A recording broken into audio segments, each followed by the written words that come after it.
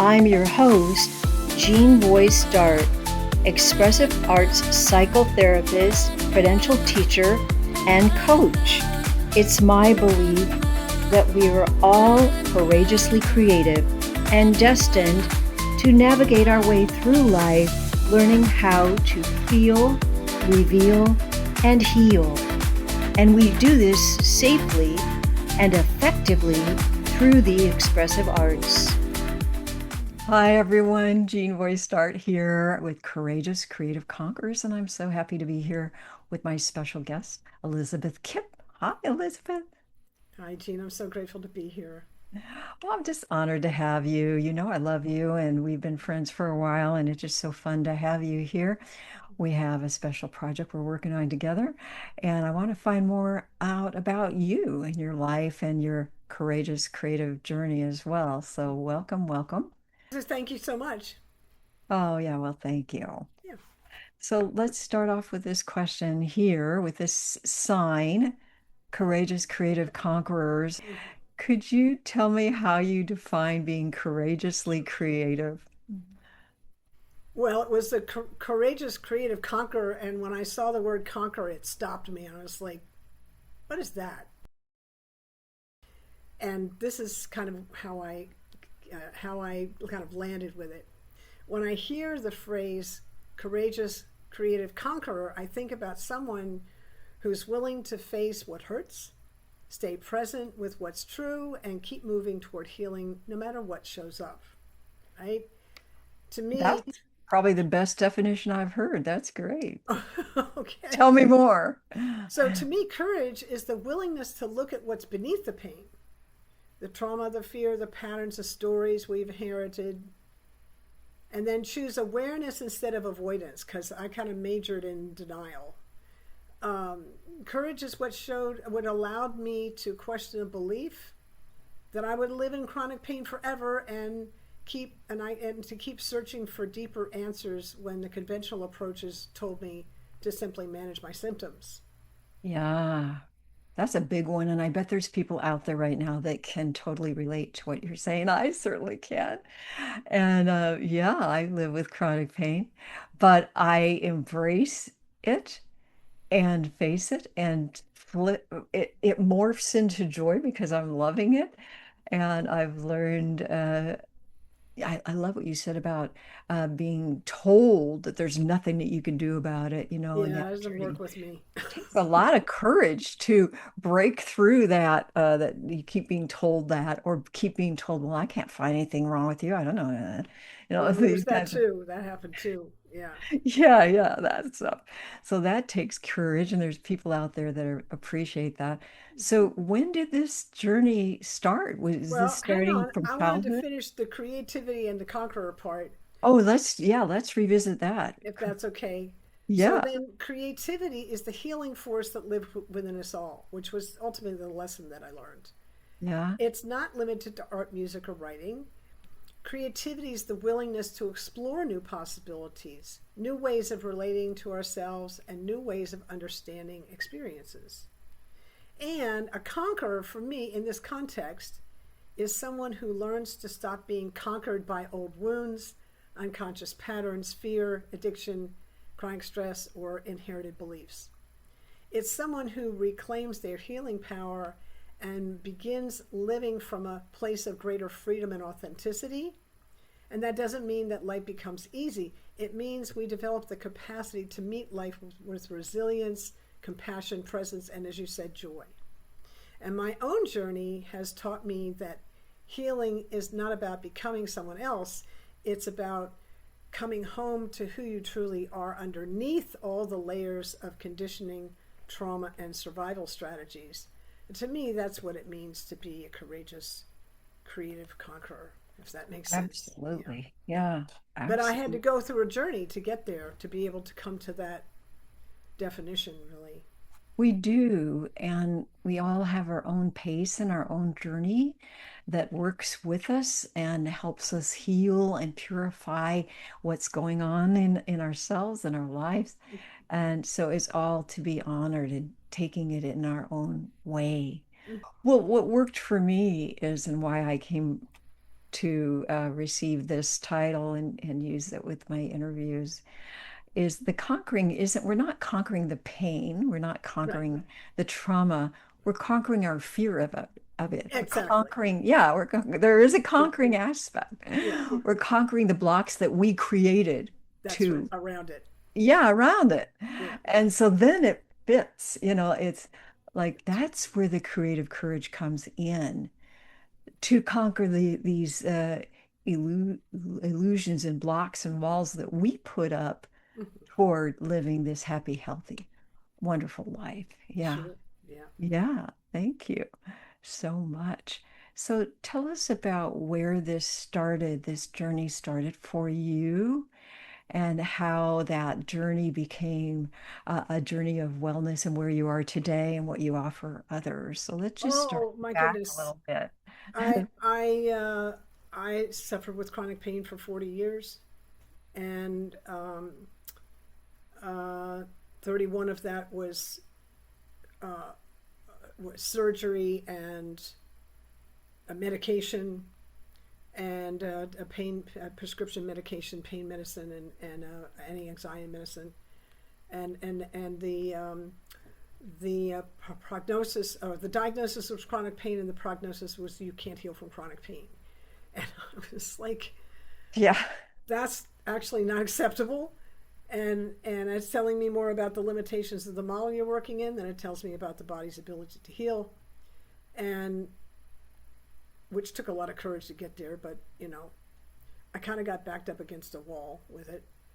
And anyway, so I kind of went on a journey, and I realized that part of my problem, part of the problem was is that I had been operating within the Western medical model, which is within the scientific method, which is can only talk about what it can observe, measure, and describe.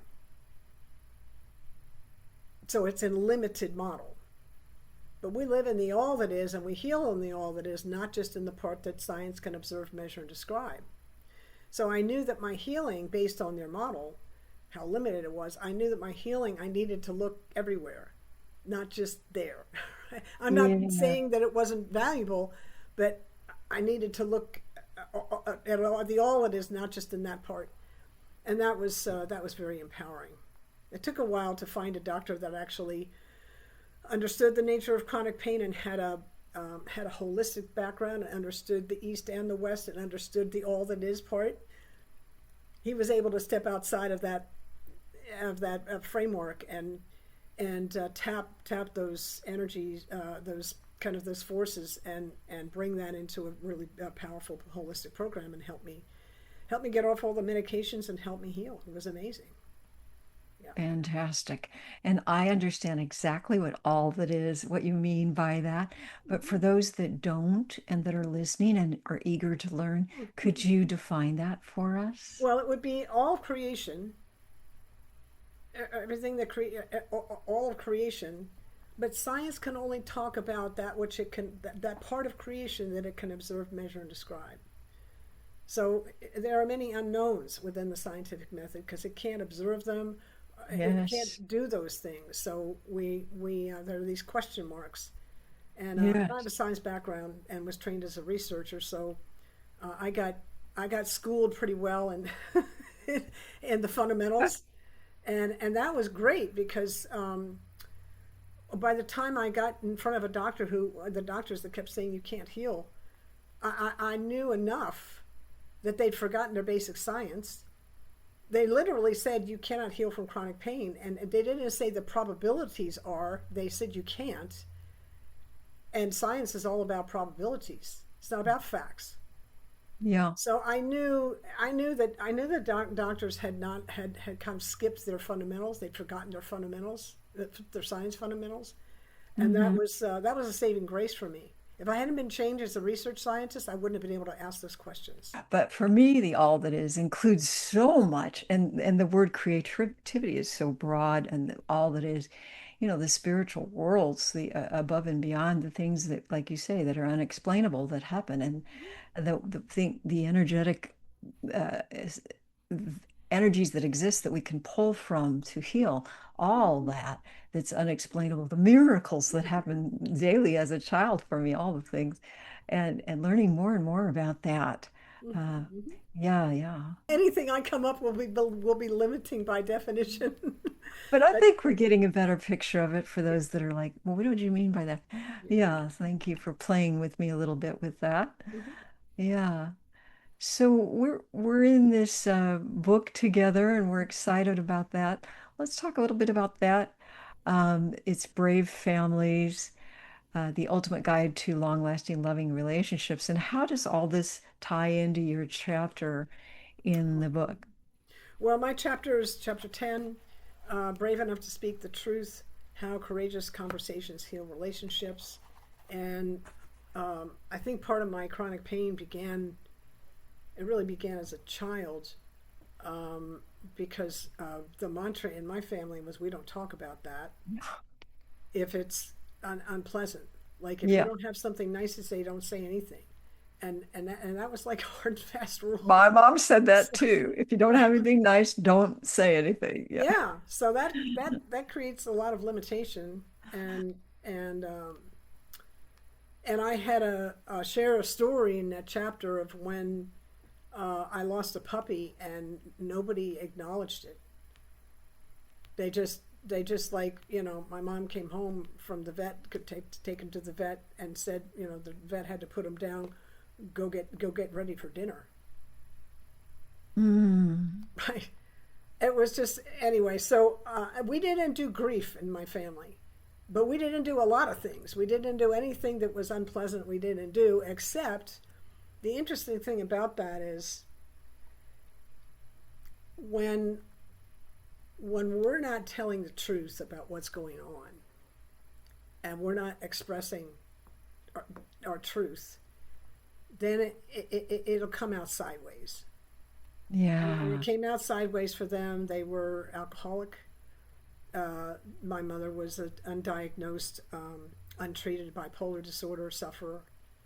Treated it with alcohol, which of course made it more. And so, and there were, they had arguments and stuff. And this was just dysfunctional. And I maintain, having kind of been on the journey I've been on, that part of that dysfunction was this thing in the family, like, stiff upper lip, and you don't talk about stuff that bad. And my mom and dad both had a trauma from World War II, and you can see it in the family. You Yeah. can see the family. You can see it in grandparents, and you can kind of see it in the family history that there was plenty of trauma, but there was not. It was just kind of, we just soldier on and keep going, and I Yeah. get that, because we have to survive, and we also need to have courageous conversations. We do. Yeah.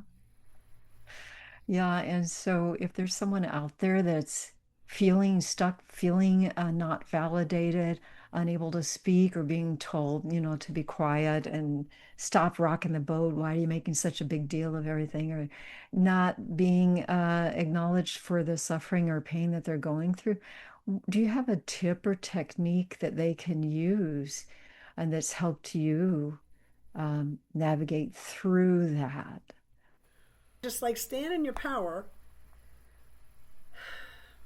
and believe in yourself.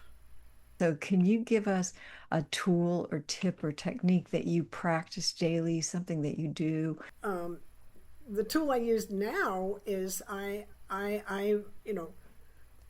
make sure that I lengthen my breath during the day. It's pretty simple, Mm. but if something happens during the day and I feel myself start to tense up, the thing about the breath, and a long breath, is that I think is so important, is the mind follows the breath. That's the thing to remember. So when my mind starts getting, a little squirrely during the day, I know, like, I'm not enough, or I can't do this, or whatever the thing is, oh my God, that kind of thing. I know that my breath has gotten short and ragged. And all I have to do is drop down, take a long deep breath, make sure that exhale is as long or longer than the inhale, and do that 5 or 6 times, and I'm back to center. Now, 3 minutes of it, if you're really activated, you kind of need to sit in it for 3 minutes. But I can kind of bring myself back to kind of a calmer state, after five or six of them. But I would probably keep doing it if it was a challenge. If I have a big shock to me, you know what I do? I go sit down for 11 minutes and I do long deep breathing, and then I turn around and deal with the problem, whatever it is. I Yeah, don't that's an deal with the excellent, problem until I'm regulated, right? excellent suggestion. Thank you so much for sharing that with me and with everybody out here watching us today or on replay. So, Elizabeth, how can people reach you and find out more about what you do? You can reach me at my website, which is my name with a hyphen in the middle, so Elizabeth with a dash Kipp.com.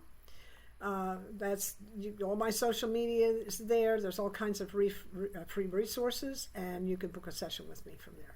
And thank you, Elizabeth, for joining me today with Courageous Creative Conquerors. And all of you, I encourage you to be courageously creative. If you're facing a challenge, as Elizabeth mentioned, just take a moment to tune in and breathe and honor yourself, as she suggested. Speak your truth. Thank you, everybody, and we'll see you there next time on Courageous Creative Conquerors. Thank you, Elizabeth. Thank you so much, Jean. Bye bye. Bye.